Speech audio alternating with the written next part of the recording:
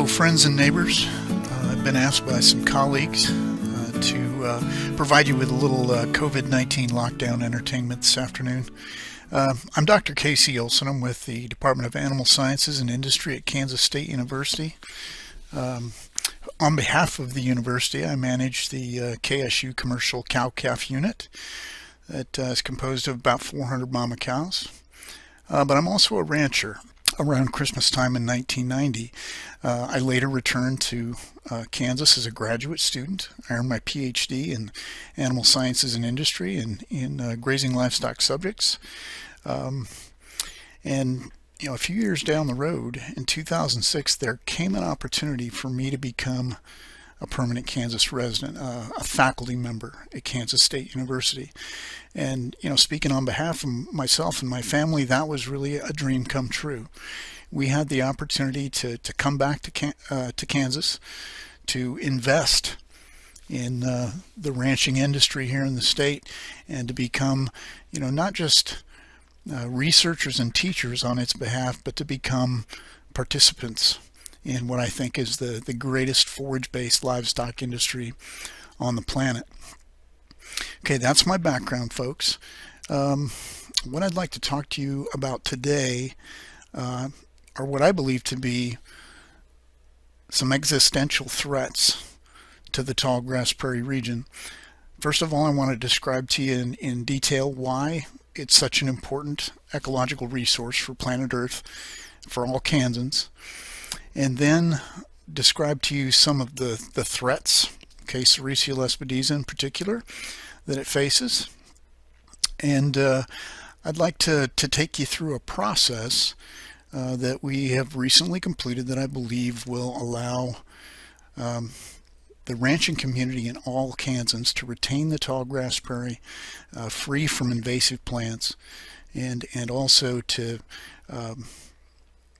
better manage those lands for maybe non-livestock uses. So here we go. So originally, the tallgrass prairie encompassed about a 165 million acre footprint. This is prior to European settlement in the 19th century. The Rorschach blot that you see on your screen is the estimated original extent, but today only 6.2 million acres, or about 4% of the original area, remains. Now this is, well, you might ask, where did it go? Most of it was converted to tillage agriculture because it happened to coexist on extremely rich and fertile soils. But that has not happened everywhere. Okay, what you see now on the right of the screen is an outline of the largest extant remnant of tallgrass prairie in North America, and really in the world. There's about 4.5 million acres of grassland in that footprint. Now this remnant, according to my colleagues at the Kansas Prairie Research Station, is home to 500 plant species or more, 700 insect species or more, 185 birds, and 40 mammals, including people, which I thought was kind of a nice touch. But the significance of those kinds of numbers rather, is that on small spatial scales, the tallgrass prairie is more ecologically diverse than even rainforest ecosystems. And as a repository of diversity, it has value for everyone, for all human beings. Another area where the tallgrass prairie provides value to all mankind, all humankind, is that it is bar none the most effective carbon sink on planet Earth, way more so than even a forest ecosystem.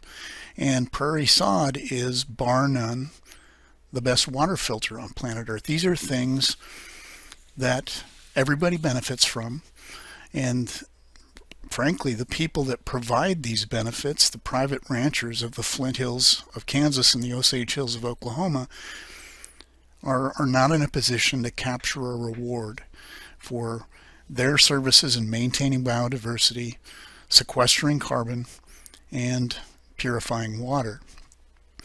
Now, all of these benefits, okay, are predicated on a fire return interval of between 2 and 4 years. The tallgrass prairie prior to European settlement was fire adapted.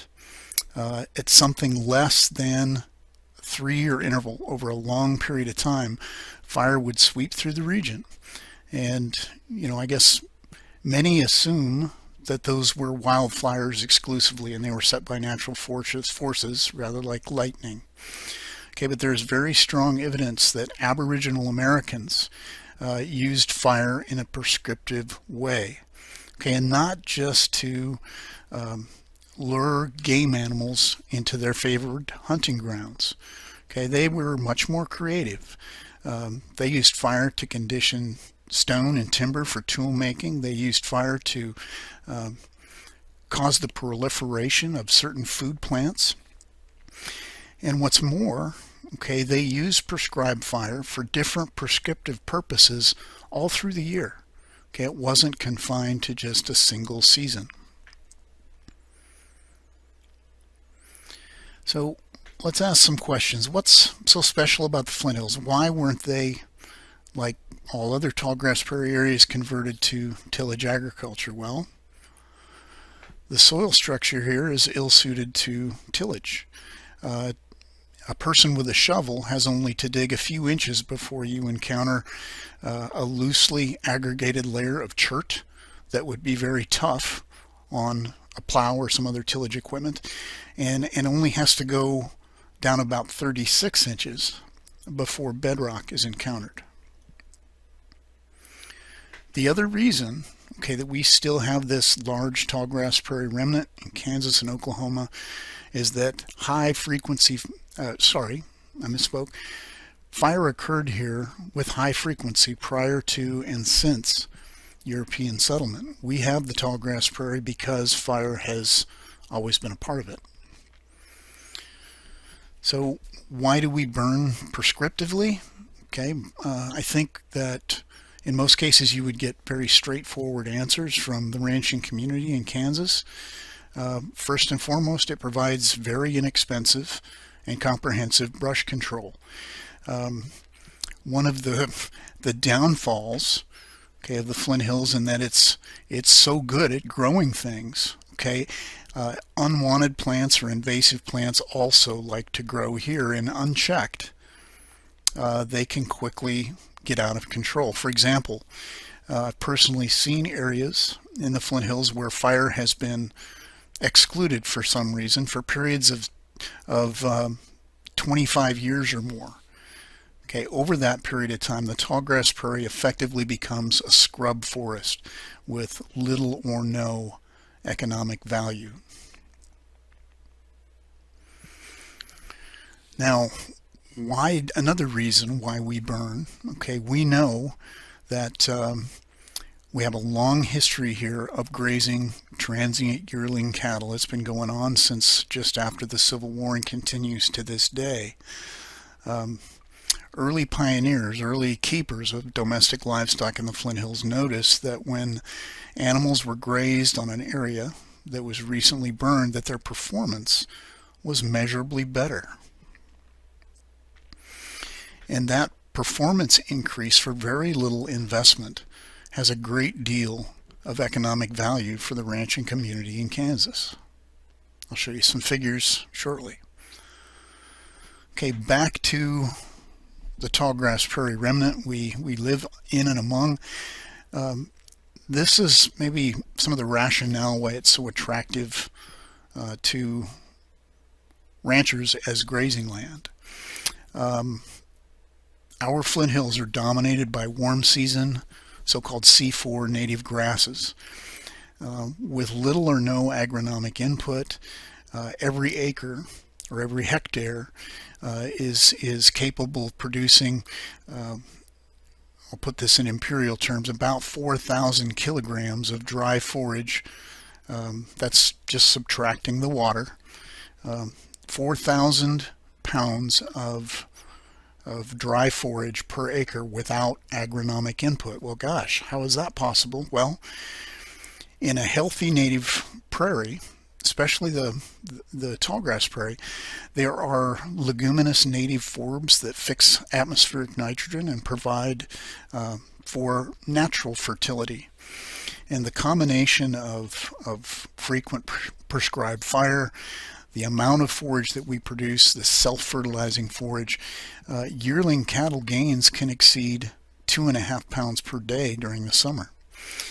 So this relatively small geographical area, because of its incredible level of productivity, is annually home to about 1.3 million stocker cattle. These are cattle that generally arrive at 500 pounds and leave before they reach 1,000 pounds to the feeding industry to the west of us. Okay, and those cattle are our bread and butter. But in addition to those stocker cattle, the Flint Hills and the Osage Hills are home to about 500,000 beef cows that stay here year-round. Now, because of this set of resources, our rural communities have sustainable income. Our ranching families are financially healthy. As a participant in this industry, I will say that ranching is fun, but I won't leave it at that. Okay, ranching, no matter how much you enjoy it, can't truly be fun unless you can make a living doing it. And honestly, folks, the Flint Hills is one of the few places where that is not absurdly difficult and complex. Now, I like to tell people that we have only two Achilles heels in this ecosystem. Okay, the first Achilles heel is that in the Flint Hills and the Osage Hills, we are almost completely dependent on surface water for livestock. The groundwater here is not easy to access, nor is it particularly strong. We need things like ponds, okay, to reliably water our cattle. When there is a drought, we almost always run out of water before we run out of grass. Okay, the second Achilles heel, and the one I'm going to spend most of the time talking about today, is that it is susceptible to invasion by exotic plants. Our soils, our climate, our wide open spaces, if you want to think about them that way, almost invite non-native plants to establish a foothold and make a real mess.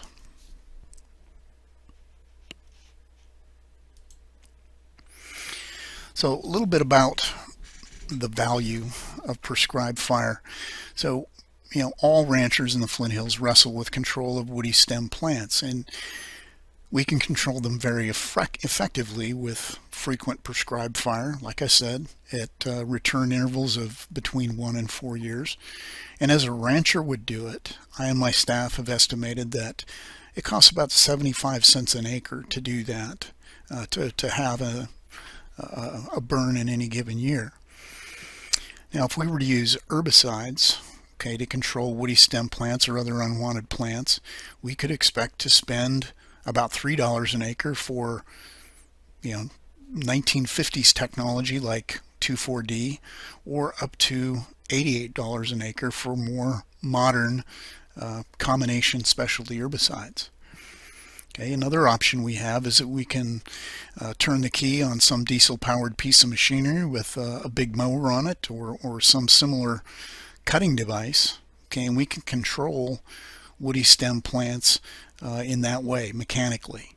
Okay, but we can expect, with machine costs, fuel costs, to spend between $85 and $300 an acre for that activity.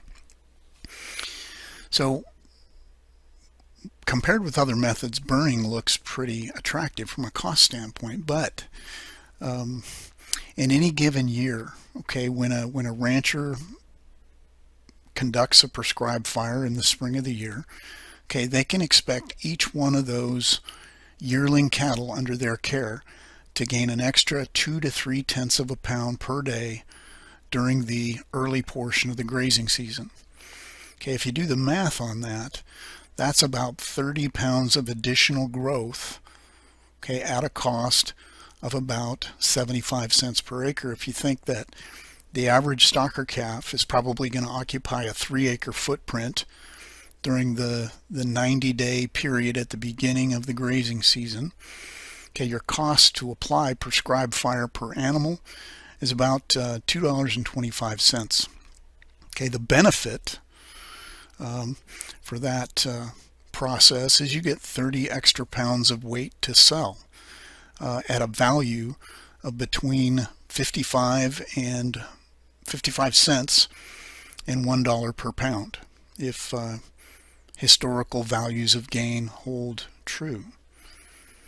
Okay, the thing that we all get, whether you're a rancher or not, okay, is a preserved native prairie, a preserved tallgrass prairie. And in my opinion, that is beyond placing a value.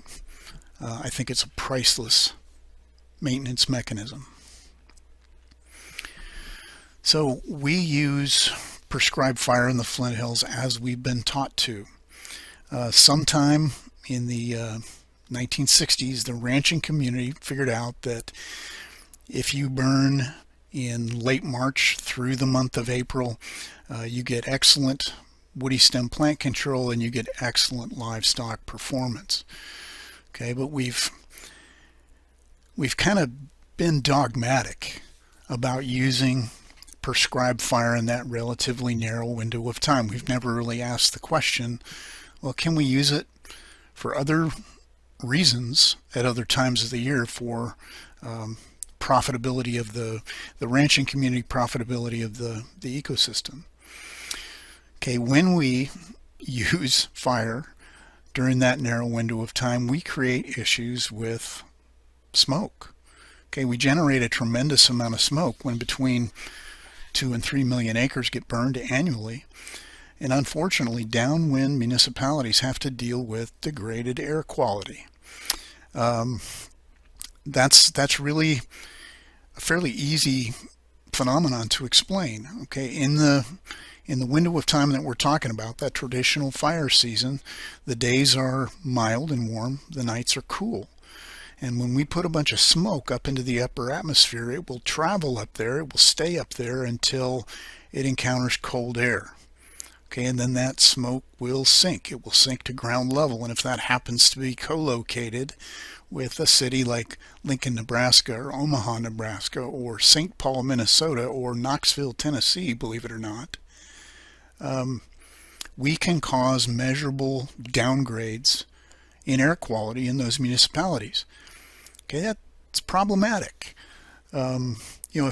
If you are a licensed polluter, an EPA licensed polluter in one of those municipalities, you could potentially be fined. Okay, when there are particulate matter exceedances in the air, when there are ozone exceedances in the air. And the heck of it is, they didn't necessarily cause the problem. The second issue, in my opinion, is much more dire, much more problematic. In that there are people with respiratory sensitivities that live in these areas that can become extremely ill due to complications with asthma or related diseases when we downgrade air quality with our smoke. I like to tell a story. Several years back, I believe it was 2011, the spring football game at the University of Nebraska happened to be a day after a really popular, really active burning day here in the Flint Hills. And the way I hear the story, just as the officials were blowing the whistle to start the spring scrimmage for the Husker football team, this giant cloud of smoke migrated into Lincoln, Nebraska and settled right down into Husker Stadium. You can imagine that the Flint Hills ranching community had some things to answer for on that day. Okay, moving down the list, another liability with our current use of prescribed fire is that spring happens to be the busiest and most stressful time of year for Kansas farmers and ranchers. We're worried about planting crops. We're worried about the health of our cattle, getting pastures ready for them to graze. And when we add another high stress activity like prescribed burning on top of those other high stress activities, it can cause some issues with labor management. Okay, another liability is simply fire safety. In the spring of the year, our fuel loads obviously tend to be very high. Fuel condition is dry, and the winds can be volatile at this time of the year. And finding an appropriate day to be able to control fire can be fairly rare during the spring. That's another reason our smoke gets so concentrated. Now, the last reason on this list that we sort of have some issues with our approach to prescribed fire is that it isn't just woody stem plants, okay, that are invasive here in the Flint Hills and that are economic problems. Okay, we have other pernicious, vicious invasive species here that cannot be controlled with conventional prescribed fire applied in the spring of the year. And the most visible of these, okay, is a plant called Sericea lespedeza. Now, when I came back to Kansas in 2006, I had never heard of Sericea lespedeza as an invasive plant. In fact, it is cultivated in certain parts of the U.S., and I was not aware that it had become such a huge problem for Kansas until I became part of the ranching community. And I found it on my own property. I became very concerned about learning as much as I could about this plant, and believe me folks, none of the news was good. Sericea lespedeza is among 10% of invasive plants that can change the character, condition, form, or nature of ecosystems over substantial areas. These are called transformers, and the reason they're such a threat is because they can invade an otherwise healthy and well-managed ecosystem and destroy it. Okay, in most cases, invasive plants require some human mistake, okay, to give them a foothold in a new environment, either bare soil or overgrazing or something of that nature. Unfortunately, Sericea lespedeza requires no such advantage. All invasive plants are annoying, but only transformers should make landowners panic. Now, I've heard people say this in many places in the Flint Hills and on many occasions. You know, Sericea lespedeza is just referred to as Sericea. But I've heard people say Sericea is the plutonium of the plant community. It's just kind of a humorous characterization. But I don't think that's what they really mean. Okay, I mentioned before that Sericea lespedeza is actually cultivated in certain parts of the United States. But that plant, although it's genetically the same as the plant we have in Kansas, its phenotype is very, very different. Okay, and I've taken to calling it wild type Sericea because it is not like the domestic variety. I think a better analogy or a better nickname for Sericea lespedeza is to call it a feral hog. So the cute little pigs you see in the picture there are typical of farm pigs. Okay, they're round and they're white and they make cute noises, and they're not irritating in any way in most cases. But if two pigs, okay, two of these pigs, let's say one's a male and one's a female, if they escape from a farm and they take up residence in the wild, as hogs are wont to do, okay, in just a few generations, the little white farm pig becomes a feral hog like the one you see on your screen. Same set of genetics, just different environmental circumstances.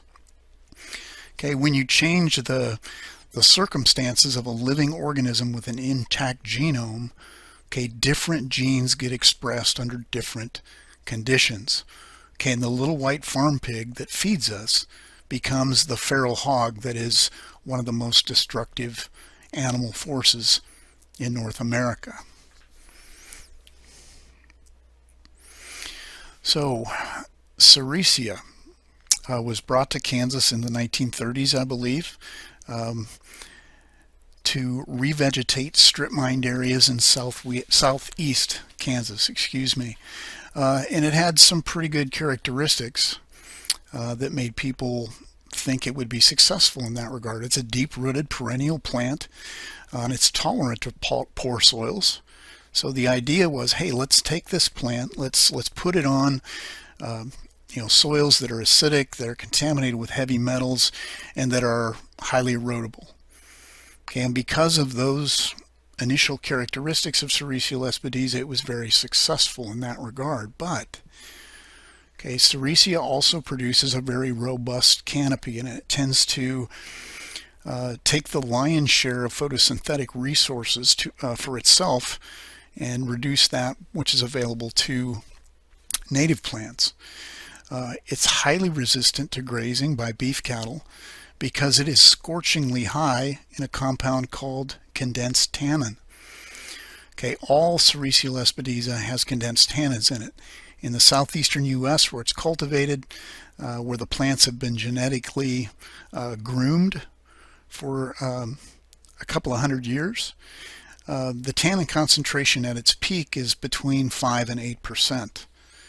But the wild type Sericea, that was brought here in 1930 and has self-selected for resistance to grazing, we've measured condensed tannin concentration as high as 22 to 25% of whole plant dry matter at the peak of growth. That's a problem, because any herbivore that has a rumen that ferments a portion of its diet ingests these condensed tannins. The condensed tannins will preferentially bind to any protein or any available nitrogen in the animal's gut, and it will prevent that nitrogen from being used for ruminal fermentation. I won't bore you with my knowledge of ruminant nutrition, but when you take available nitrogen, available protein away from the rumen, fermentation eventually will stop. Experimentally, we've demonstrated that when we feed even Sericea lespedeza hay that's been harvested in Kansas to beef cows, for about 4 days, they will take themselves off feed. They're demonstrating that they choose to be hungry rather than to experience the bellyache, if you want to call it that, associated with the condensed tannins in Sericea. Next item on the list, Sericea is a very prolific seed producer. One stem is capable of producing in excess of 800 seeds, and a typical crown has a half a dozen to a dozen and a half stems. That's a lot of seeds, folks. The seed is hard and smooth. It's not typically carried in animal hair or things like that, which is good.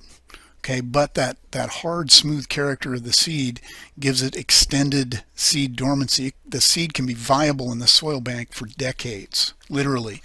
And if the right conditions come along, that Sericea seed can regerminate and cause the problem to occur anew. So we first recognized it as a problem in Kansas in about 1980, began to experiment with the go-to method for weed control, that is herbicides. And by 2019, we do have a handful of specialty herbicides that are effective in not eradicating but controlling Sericea lespedeza if they're applied at 1 to 3 year intervals. There's a couple of problems with that approach. Number one, herbicides are expensive, and the rancher has to be able to cash flow that herbicide use with livestock revenues that are generally pretty modest on a per acre basis. But the other reason, that herbicide should not have been a knee-jerk solution or a knee-jerk reaction to Sericea lespedeza is that herbicides don't discriminate. They don't care if they land on a good plant or a bad plant. If the plant is susceptible, the herbicide is going to kill. And a long period of repeated herbicide use has resulted in measurable collateral damage to non-target native plants, insects, and wildlife. And I know what you're thinking. You're thinking, insects and wildlife, what in the devil? Well, here's the thing. The most sensitive population of plants, native plants, to herbicides are native legumes that enrich our soil and the nectar-bearing wildflowers upon which grassland obligate insects need to feed. Okay, and when they no longer have their favored food resources, the invertebrate community, the insects, they leave, okay, or they succumb. And when grassland obligate birds, okay, no longer have the favored insects to feed upon, okay, they leave or they succumb. So this decrease in biodiversity that can be part of routine herbicide usage is very concerning to me personally.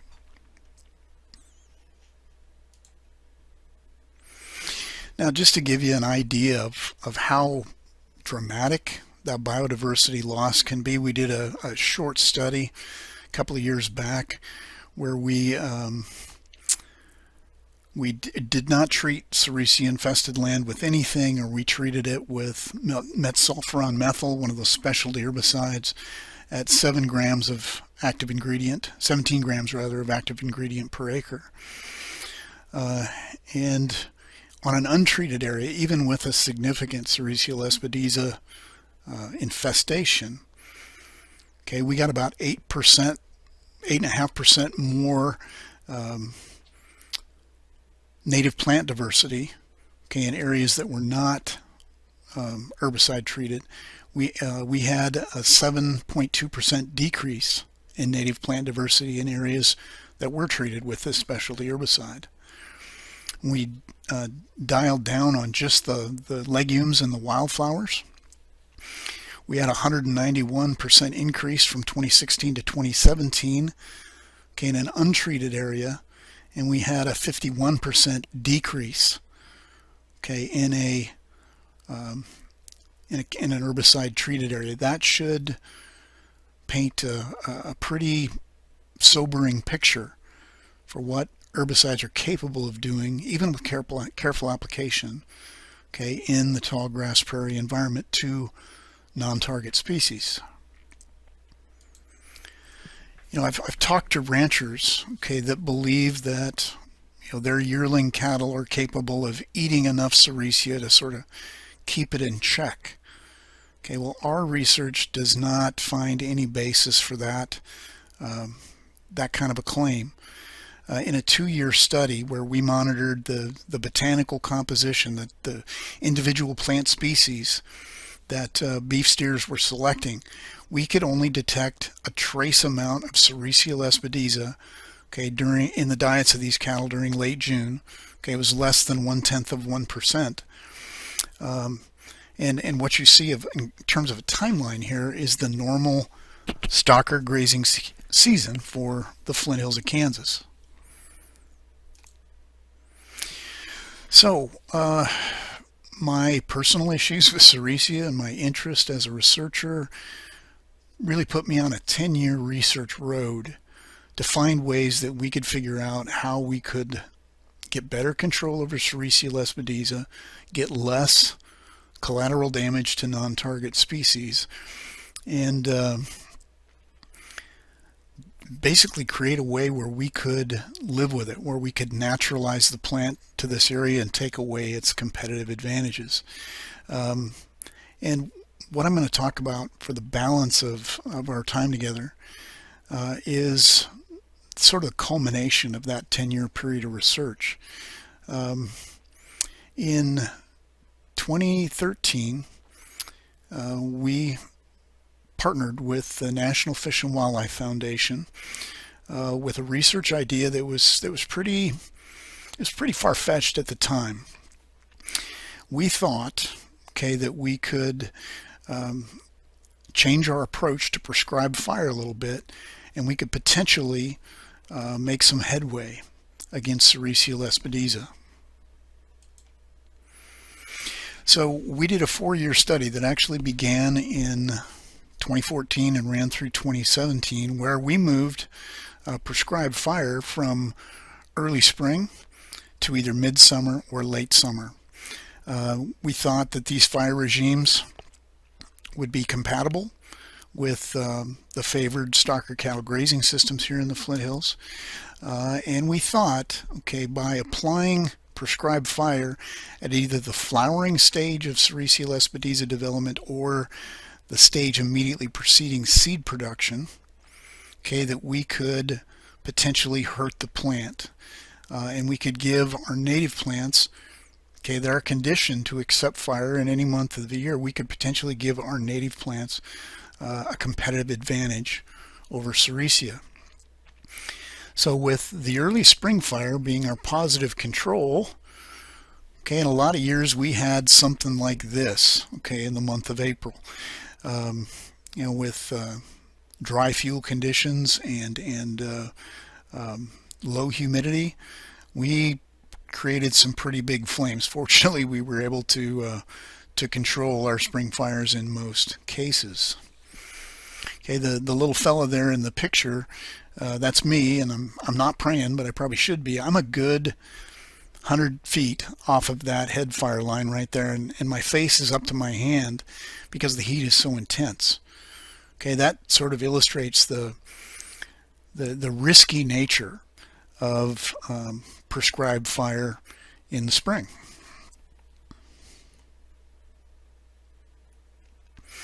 Now, the aftermath of prescribed fire, I think the ranching community typically looks forward to. Every piece of vegetation gets removed and the whole system reboots.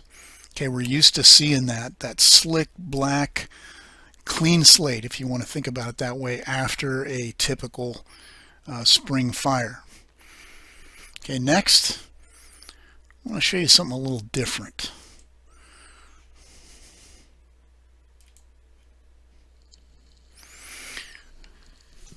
Sorry for the noise, but this is a fire that was conducted in early August of 2016 on a day when wind speeds were about 12 to 15 miles an hour. It wasn't a very good day actually for a prescribed fire. But you can see as the fire moves through, there's a lot of standing green material that's left behind. Because what's actually burning is the layer of litter, the layer of dead plant material at the soil surface.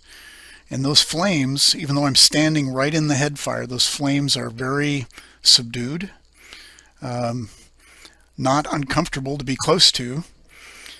And that noise, that popping and crackling that you can hear, okay, that is water being volatilized from those living plants. Okay, this next short video is typical of an early September prescribed fire.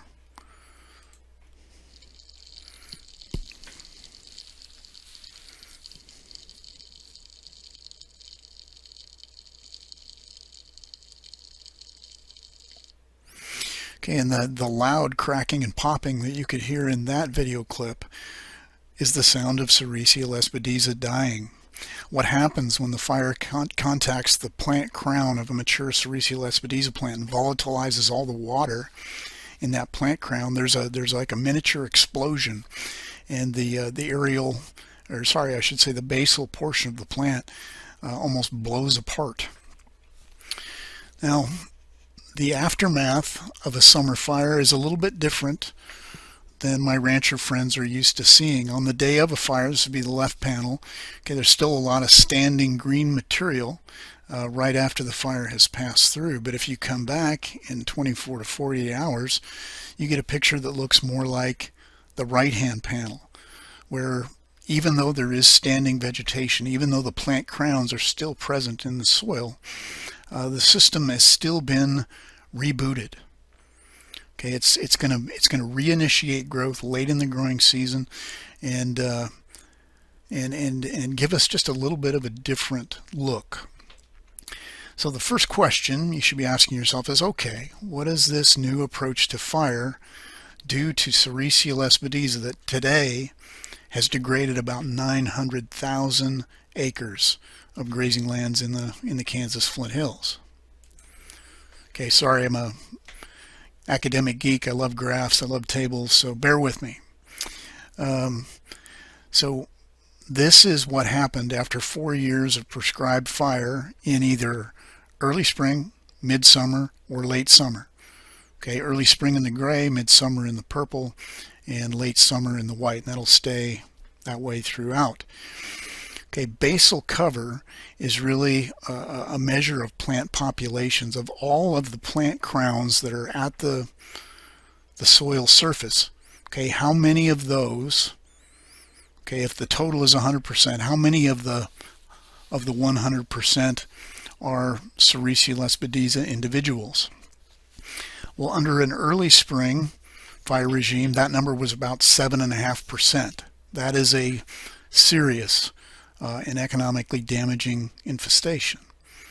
Okay, when we moved our prescribed fire timing to early August, okay, that number was substantially less. It was less than half, at about 3.4%, okay, of all plant crowns.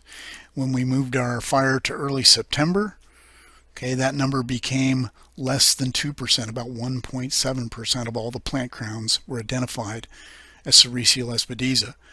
Okay, all that changed in this scenario is the timing of fire. That is it. And let me tell you, folks, okay, when your Sericea lespedeza problem is less than about 4% of all plant crowns, it becomes difficult to see. It becomes difficult to find. It becomes a much less visible member of the plant community. Okay, another way that we can assess the maybe the canopy dominance of Sericea lespedeza was something called aerial frequency. Basically, we put a 12-inch by 12-inch metal frame on the ground. We look inside that frame from above, and we decide, okay, is there a Sericea lespedeza plant in here or not? Okay, and this gives us an idea about how much canopy space that Sericea lespedeza is occupying. Well, in an early spring fire regime, okay, the number of those plots that had at least one Sericea crown in them, okay, was about 55%. It was bad. Okay, when we moved our fire timing to early August, okay, we dropped that number by about half, down to about 30%. When we moved our fire to early September, okay, we dropped that number by about 2/3, less than 20% of those frames had a Sericea lespedeza plant in them. Okay, so not only was it becoming less numerous, okay, the individuals that were left behind were becoming less canopy dominant and capable of robbing photosynthesis from other plants, from native plants. Okay, at the end of every season, we clipped 100 stems from each transect on each treatment. And we dried those stems. These are Sericea stems now. We dried those stems out and we weighed them. Okay, in an early spring situation, the average Sericea stem weighed just under 4,000 milligrams. Okay, in an early August fire regime, the average stem weighed about 350 milligrams, and the average stem in a early September fire regime weighed about 100 milligrams. So we made it less numerous, we made it less canopy dominant, and we made the surviving individuals much, much smaller.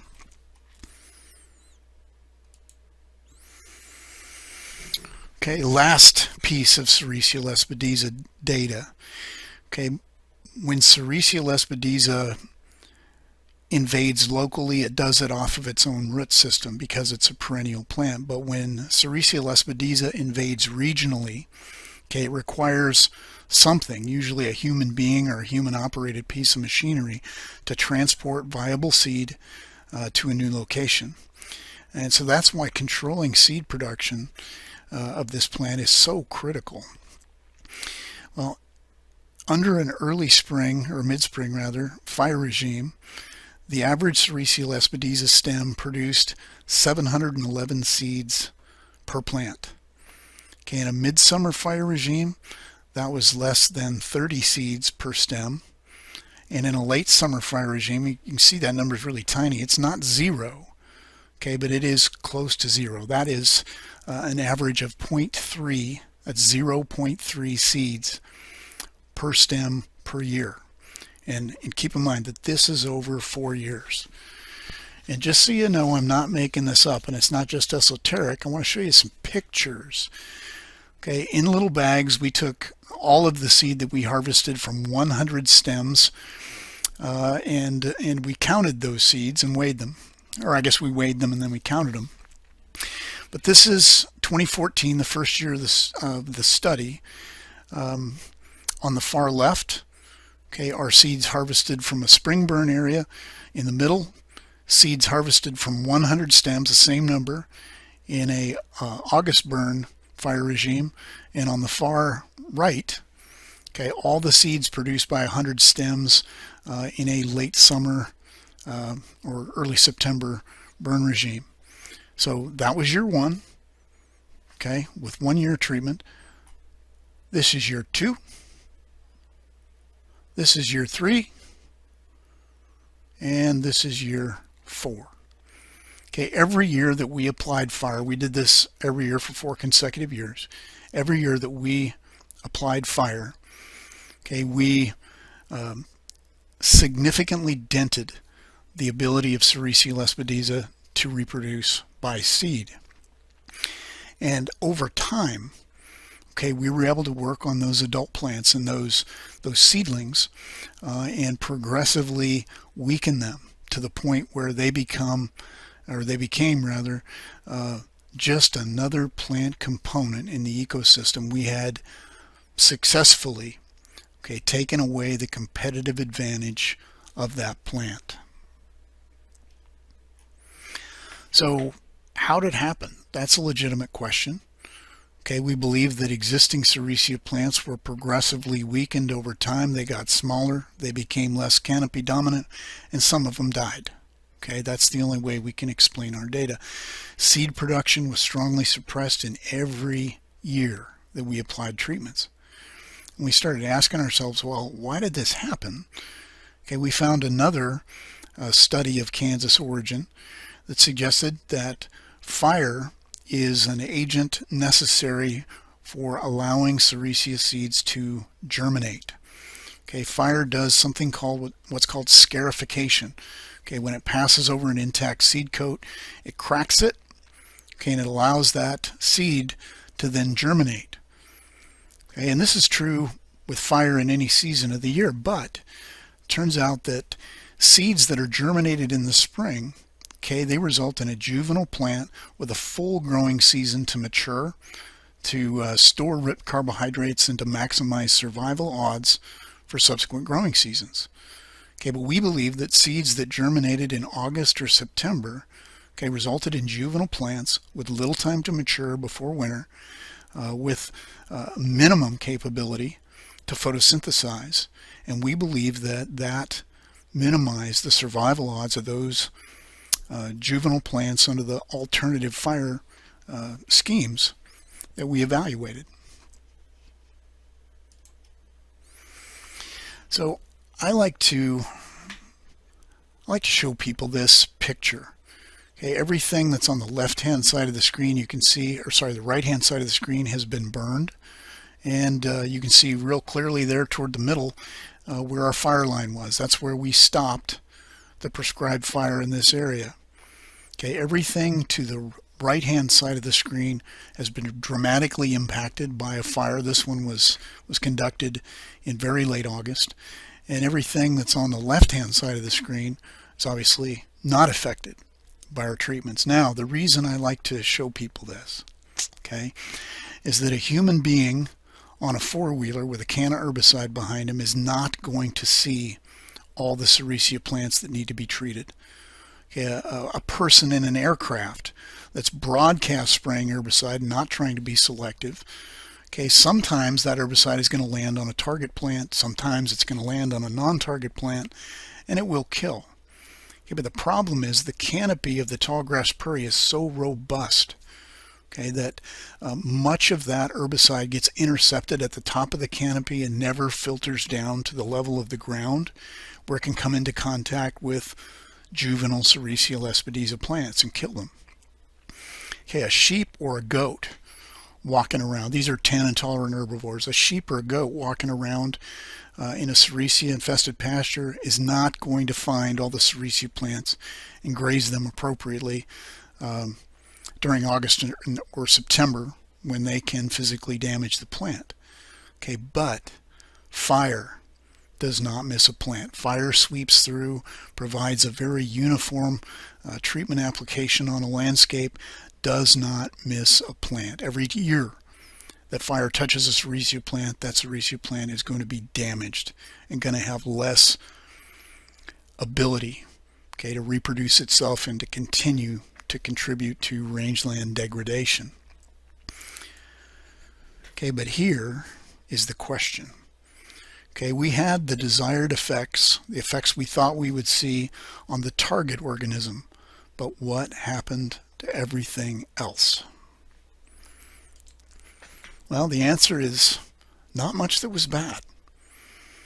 Okay, when we measured the amount of bare soil in our experimental area at the height of the growing season, this would be mid-July, there was no difference in bare soil exposure among treatments. Okay, there was no difference in the dead and decaying plant matter that covered part of the soil surface across our treatments. And there was no difference in basal plant cover, total basal plant cover among our treatments. And I know these numbers look very small, but a typical native grassland, such as the one I grew up in, basal plant cover is generally between 4 and 6%. Okay, a really robust grassland like the Tallgrass Prairie, if it's well managed, you would expect to see total basal plant area in the neighborhood of 8 to 11%. You can see that's right where we are with all three of our burn treatments. Okay, our rancher friends were worried that, oh my goodness, if you move the timing of prescribed fire to some point during the growing season, you will damage its ability to produce forage for our livestock. Well, we were worried that would happen. The fact is that it did not happen.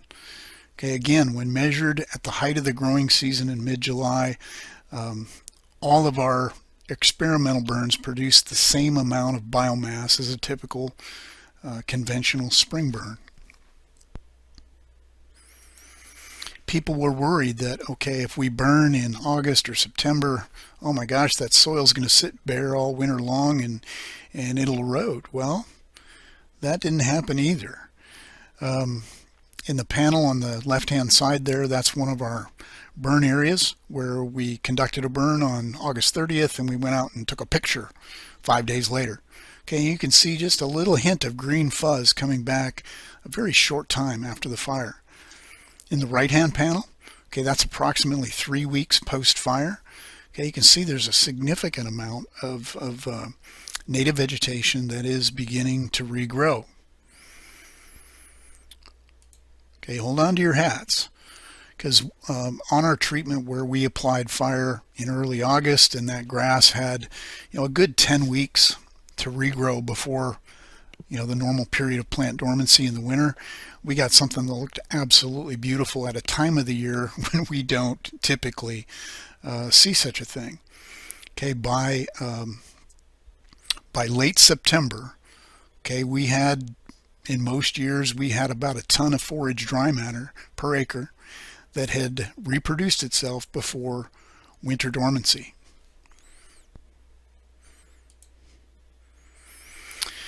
So, sorry, I'm going to the tables now, but did we change the basic character of the native grasses?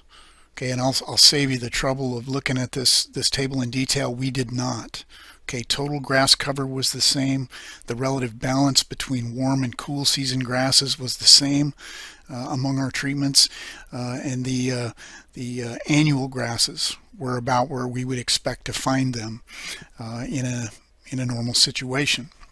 So we didn't change the character of basically livestock forage. Okay, but what about the broadleaf component? What about those forbs? Okay, well, there were no differences in total forb cover from treatment to treatment after 4 years. Okay, but there was a major shift away from perennial forbs and to annual forbs, okay, as we moved our fire treatment backward in time. Okay, and this potentially is very concerning. Okay, annual forbs, as they're listed here, are a minor but important component of the grassland ecosystem. But gosh, if we're diminishing perennial forbs by up to 5%, we better figure out why. So rather than look at just broad families, broad classifications of forbs, we decided to look at specific forbs. Okay, and here's what we found out. Okay, that decrease in perennial forbs that was caused by later prescribed fire, we could totally explain that change in the context of Sericea lespedeza, Baldwin's ironweed, and western ragweed. And I'm not bashing ironweed or ragweed. They're both native plants. They're both important contributors, okay, to the Flint Hills ecosystem. But, okay, we tend to wrestle with those plants as so-called increasers in grazed ecosystems. Okay, they tend to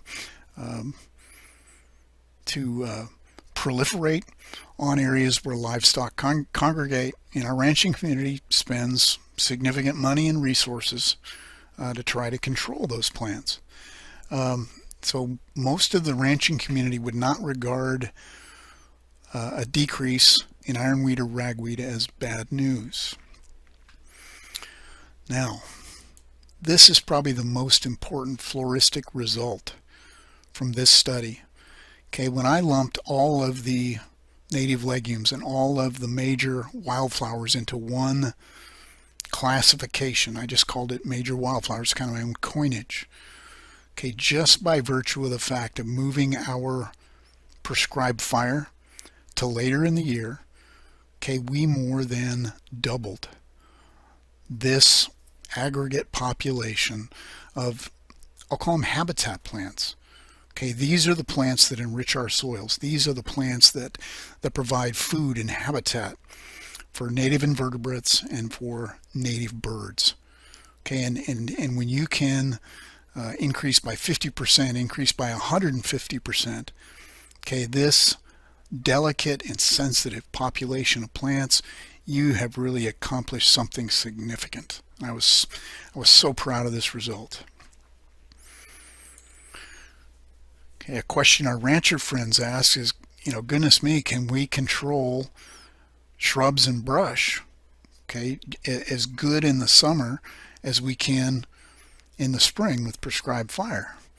Okay, and the answer is, well, it depends. Okay, when we looked at all shrubs, okay, these would be things like buckbrush and smooth sumac and honey locust, okay, and also roughleaf dogwood. Okay, when we lumped all those things together, our conclusion was, okay, the treatments are not different. We get just as good a brush control in August and September with prescribed fire as we do in April. Okay, but the real question I think the ranchers were interested in was, how about the really problematic shrubs? Okay, roughleaf dogwood, smooth sumac, and buckbrush. How about those?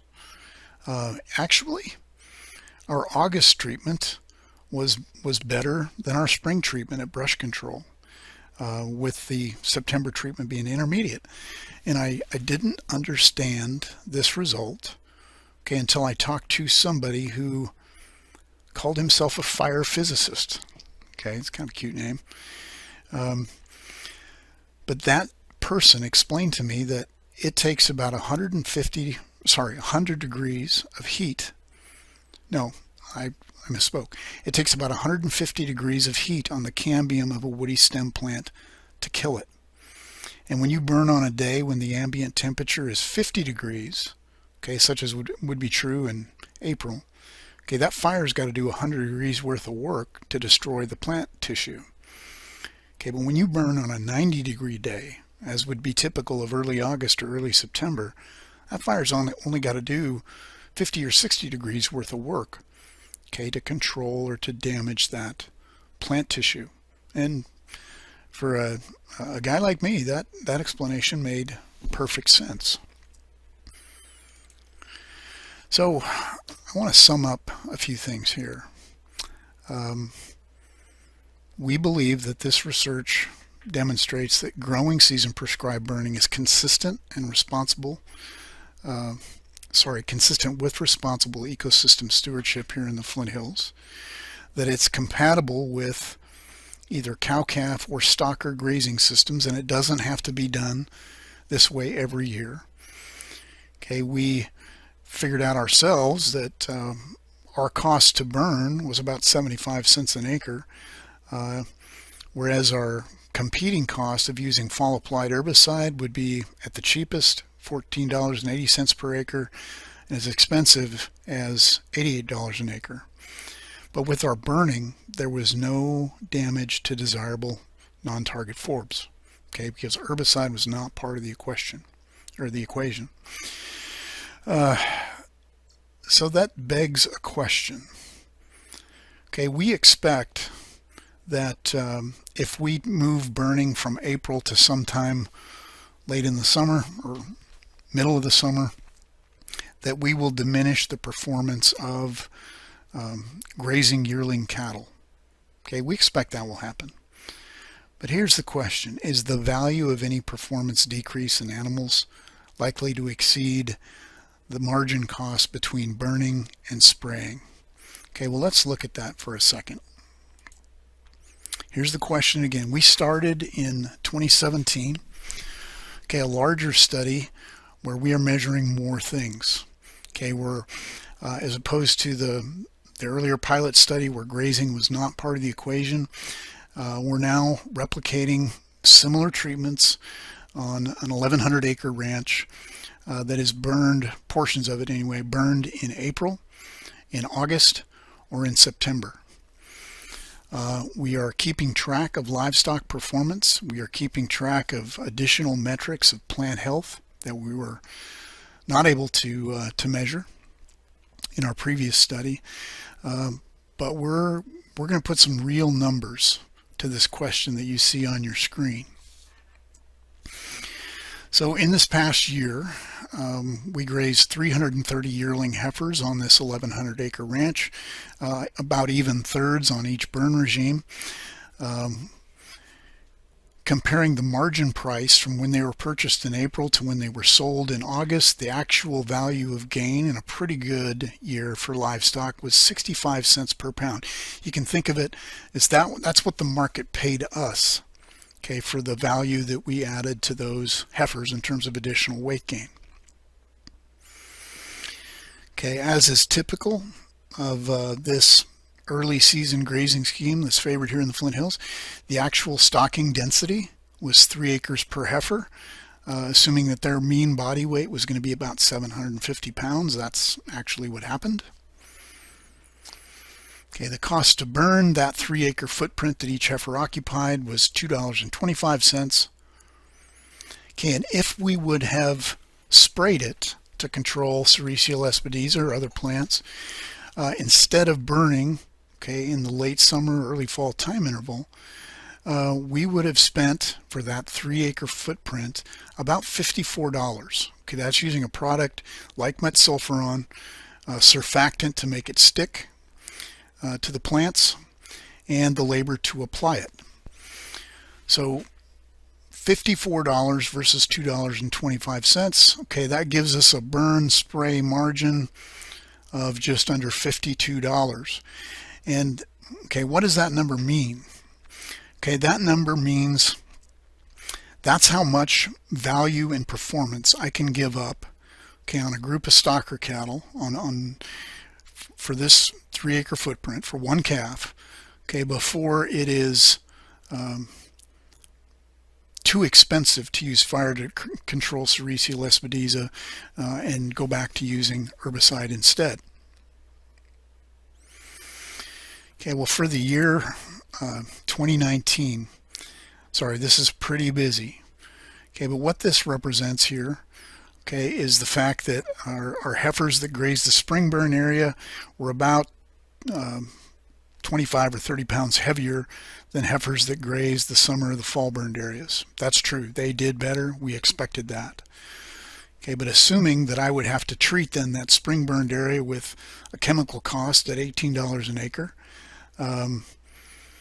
or treat it with fire at 75 cents an acre, okay, I then have to add that to my accounting scheme. So my return after Sericea Lespedeza control is really how we need to think about this total economic package here. And here's the truth. Okay, our heifers that graze the summer or the fall burned areas returned to labor and management $20.50 to $28 more per heifer, okay, than was true in the spring burn system. So the numbers don't lie, folks. We can save ourselves some money. We can actually make ourselves some money and deal with a really pernicious invasive plant, Sericea lespedeza, just by moving our season of fire to a different time of year. Now, what does this mean? Okay, what this means is that a very powerful motive, okay, has just been created for the ranching community in the Flint Hills, okay, to move at least a portion of the acreage that's normally burned in the month of April to a different time of year, okay, when incidentally daytime and nighttime temperatures are warm. Okay, burning that acreage outside of the conventional fire season should cause decreased incidence of downwind air quality problems. And in fact, you know, as this system has been adopted by the ranching community of Kansas and Oklahoma, you know, it may be a coincidence, okay, but in 2019, okay, that was the first year in many, many years when an air quality exceedance did not occur outside of the Flint Hills region. I think that's significant. Okay, I think that is a sea change in terms of the way the ranching communities are thinking about prescribed fire. Okay, these early adopting ranchers are reporting that it's much easier to manage labor when burning at least some acreage outside of the normal window of time has been attempted. Okay, there's a couple reasons for that. Number one, okay, when they're really, really busy in the spring, they don't have to add prescribed burning to their list of chores to accomplish. But okay, the other reason it's a major labor savings, okay, is that these fires are fundamentally safer and easier to manage late in the summer, early in the fall than they are in the spring. Okay, much of the energy of a growing season fire gets spent vaporizing water. Okay, you saw yourselves from the little video clips that the fire burns with much less intensity, heat, and speed than a conventional dormant season fire, and because of that, it takes less manpower, it takes less equipment to control a growing season fire than it does a dormant season fire, such as those that are typical in the industry today. So I've spent a lot of time over the last 2 or 2.5 years teaching people how to do this technique, how to burn, okay, when grass is green. And it's not the same thing. It's not, I tell people it's much more difficult to ignite and sustain, but it's much less difficult to control. So these are some of the guidelines that my team and I have developed. Ideally, you want to wait for 48 hours or more following a rainfall. Humidity needs to be below 55%. That usually doesn't happen until after 1 p.m. Wind speed should be at least 8 miles an hour. In this circumstance, wind is your friend, okay, whereas it's your enemy during April. Okay, you need to look forward to a moderately windy day when you light one of these fires. To be a good neighbor, okay, something called mixing height. This is where smoke disperses. The height at which smoke disperses in the atmosphere should be greater than 3,000 feet. And the acid test, okay, that will tell you very simply if you're in good burning conditions or not. Reach down at the soil surface, gather some of that dead plant material, okay, and squeeze it in your palm. Okay, open your palm and blow on it. If the fuel is ready to accept a fire, nothing should be sticking to your hand. There should be no litter at all on your hand. If stuff sticks there, it's still too wet. Wait an hour, come back and try it again. Okay, on the drip torch, or the Flint Hills fire stick, you might hear people call it, you got to think of it as a flamethrower rather than as a drip torch. We typically use about 3 times the drip torch fuel in the summer or early fall than we do in the spring. Open the petcock all the way open so that a steady stream of fuel comes out. Okay, and as you're igniting, go very, very slowly. You want to make sure that burning fuel is contacting the litter layer at the soil surface. You want to make sure that you have a continuous line of fire. There's no gaps in your fire line. And you want to be sure to use plenty of fuel. So from a safety aspect, you should still do due diligence. If you don't have a natural fire break that you're burning into, still recommend using backfires, okay, to control the downwind extent of the fire. So the thing is, get those backfires lit quickly, okay, and leave somebody behind with a 2-way radio to watch it. Okay, then get around to the head fire. Okay, we typically use a light stream of water sprayed on the grass, and we'll light our fire just inside the downwind side of that light spray of water. That's called a wet line. Wet lines are very good at keeping fires within intended boundaries. Okay, recognize that the smoke is going to be very dense and intimidating. It's because of its high water vapor content. Okay, but as quick as you can, get from the back fire and the flank fires to the head fire and get it lit, because that head fire is going to do most of the work. Again, the head fire is the one that's being pushed by the wind. So when forage is green, you can expect fire to move at about 25% of surface wind speed. So if the wind is blowing 12 miles an hour, you can expect the fire to move at 3 miles an hour. And believe me, folks, most of us can walk faster than that. Okay, as that fire passes through, expect to see a large amount of standing green vegetation. Okay, that's normal. Just come back and look at it in a couple of days to see how well you did. And if a fire gets out of its intended boundaries, be calm. Okay, extinguish it from the fire line to the apex of the breakout, so you're kind of backing into it. It just doesn't take very much water to knock down these fires when the grass is green. Okay, after a day or two, everything in the path of the fire is going to be top killed and dormant.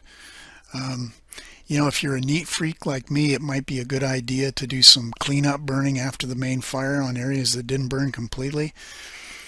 And you should expect to invest about 3 or 4 years for a visually satisfying effect. And oh, by the way, expect the neighbors to think you're crazy.